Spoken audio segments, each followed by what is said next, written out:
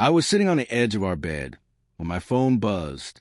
I didn't recognize the number at first, and I almost ignored it, assuming it was some spam.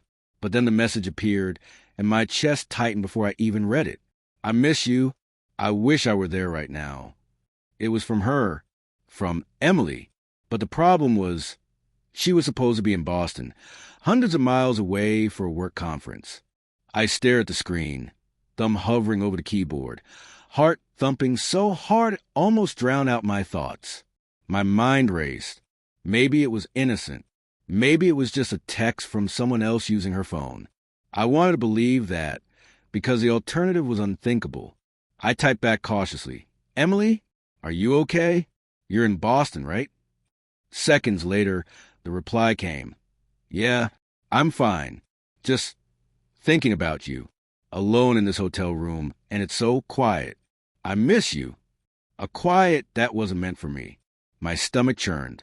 I put the phone down and tried to tell myself I was overreacting. After all, I loved her. I trusted her. But trust felt suddenly fragile, like glass in the hands of someone who didn't know how careful they had to be. Over the next few days, things started adding up, subtle, almost laughable signs I had somehow overlooked before. A missed call I didn't think much of at first. A phone left face down on the counter when she came home. A half-hearted excuse about her battery dying or the Wi-Fi in the hotel being terrible. I questioned myself constantly. Was I imagining this? Paranoid? Then came the discovery. I wasn't snooping. I told myself I wasn't, but curiosity got the better of me. I noticed her phone buzz late at night, a notification flashing from a messaging app she rarely used.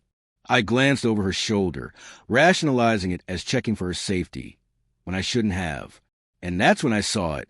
Flirtatious messages, conversations that hinted at meetings, and whispered promises she'd never whispered to me. I don't remember the moment the disbelief fully sank in. My hands shook. My throat felt raw. The world blurred around me. How could she? Every memory. The quiet breakfast, the soft laugh in the car, the way she'd brush her fingers across my arm when she thought I wasn't watching, felt tainted. Every "I love you" now echoed with an almost mocking hollow. But even as the rage and heartbreak roared inside me, I kept myself steady. I knew confrontation was coming, but I had to think. I had to prepare, not just for her, but for myself. I let a day pass before I replied to that first text. I didn't know what I'd say. Part of me wanted to scream, to accuse, to hurt her the way she had hurt me. But instead, I typed slowly, deliberately, every word weighed. I know everything. I don't need excuses. I just need the truth. Do you even know who you are anymore? I hit send and waited. The reply took hours. When it finally came, it wasn't the feigned innocence I expected. It was guilt, confession, fear. I didn't mean for it to go this far. I didn't want to hurt you. I thought I could just keep it separate. I'm so sorry. Her words should have softened me. They didn't. They stung worse than any scream, worse than any fight. They were proof that love had been fractured, proof that trust had been weaponized, proof that someone I had loved completely could lie with such ease. The confrontation wasn't cinematic. No yelling, no door slamming. Just a quiet, heavy conversation in our living room. I asked the questions I needed answers to.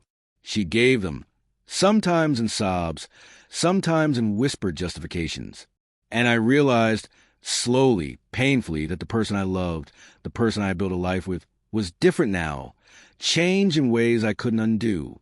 I spent that night alone, replaying every moment, every touch, every laugh, searching for the point where everything had started to unravel. Grief came in waves, each one stronger than the last. I mourned the love we had lost, the innocence I'd taken for granted, and quietly, the version of myself that believed in forever. By morning, I knew what I had to do. I couldn't pretend anymore. I couldn't live in a house built on lies. I sent one final message before she woke. I loved you with everything I had.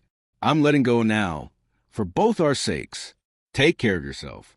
Her reply never came. And in that silence, I found something I hadn't felt in weeks, clarity. Painful, sharp, and cold, Yes. But clarity. It didn't erase the heartbreak. It didn't make the betrayal disappear. But it reminded me that love, even when betrayed, had taught me something. That my value, my dignity, my capacity to care and to feel didn't belong to someone else to destroy. I closed my phone and looked out the window at the gray morning. Life would move forward. Slowly, painfully, but forward. And this time, I knew I would be ready for it. Unbroken, unshaken, and quietly, finally, free.